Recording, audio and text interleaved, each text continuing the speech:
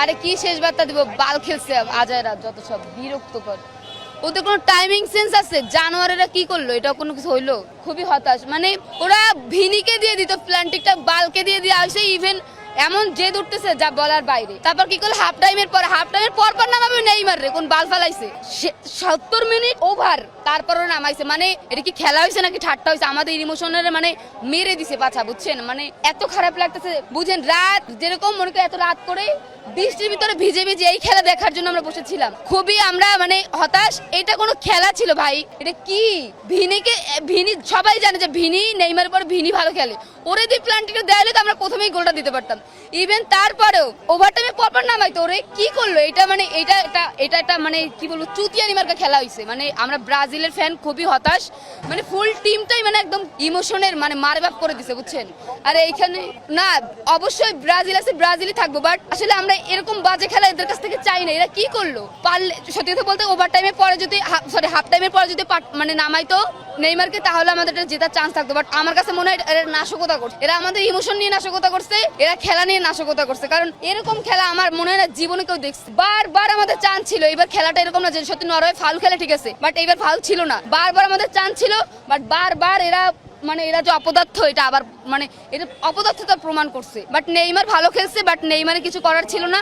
ওকে এত লাস্ট টাইমে পাঠাইছে, এখানে নেইমার কেন? যদি মানে ফুল বিশ্ব মানে ফুটবল যে আবিষ্কার করছে সেও যদি আসতো, সেও জিতাইতে পারতো না। বাট এটা পসিবল না, কারণ একবার মনে মেরুদণ্ড ভেঙে দিছে একটা গোলের পরে, পরপর মানে ডাবল হয়ে গেছে। তখন ওরা হতাশ হয়ে গেছে। থাকে না মানুষ যে একটার পরে হতাশ হয়ে যায়? তো আমার মনে হয় ওরা হতাশ হয়ে গেছে, পরে আর ওরা দাঁড়াইতে পারে নাই। তো এইখানে এরকম এমনটা করার কারণ হচ্ছে আমি জানি না যে এটার কোর্স কে ছিল। ও মনে হয় মানে স্টুপিড না হলে ভিনিকে দিয়ে কেন করলো না? কেন ওরা প্ল্যান্টিকটা ভিনিকে দিয়ে দেওয়া হইলো না?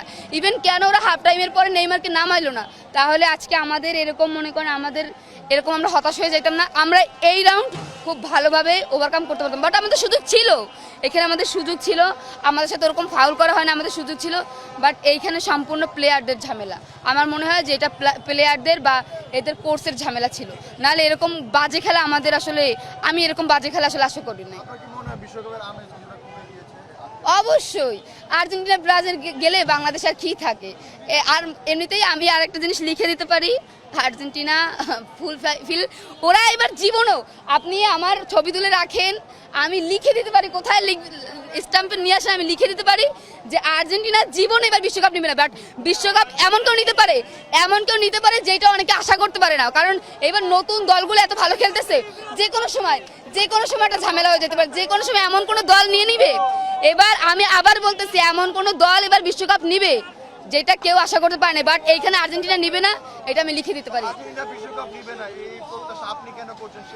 কারণ এই দোয়াটা করতেছি না, এটা আমরা দেখছি। যেমন ব্রাজিলের আজকে নোংরা খেলাটা দেখছি, ইভেন এই যে ওটা কি বলে ভার্দে না কি একটা ওইটা ভার্দে না ভাইয়া, তো যাই হোক ভার্দের সাথে যেটা খেলছে, মানে এই খেলা দেখেই বোঝা যায় তারা কি করবে। আর আমি কি বলবো, মানে ব্রাজিল আমাদের হতাশ করছে, কিছু বলার নাই। বাট নেইমারের জন্য খুব কষ্ট লাগতেছে সিরিয়াসলি।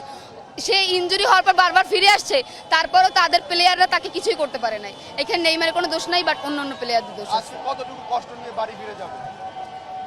এইটা আসলে কথা বলতে কি, আমি 2022 সালে অনেক কষ্ট পাইছি, বাট 2026 এরকম কষ্ট পাবো, এর জন্য আমি আসলে মানে আমি এটা মানতে পারতেছি না ভাই। আমি এই জিনিসটা মানে আমি মনে ঘুমাইতে পারবো না 2-1 দিন, আমি এটা ভুলতে পারতেছি না। 30-এ এটা জানি না, আলহামদুলিল্লাহ জানি না। অনেক হয়েছে, আমি ঘুমাইতে রিল্যাক্স করতে আর কত দাঁড়াও না, ব্যস্ত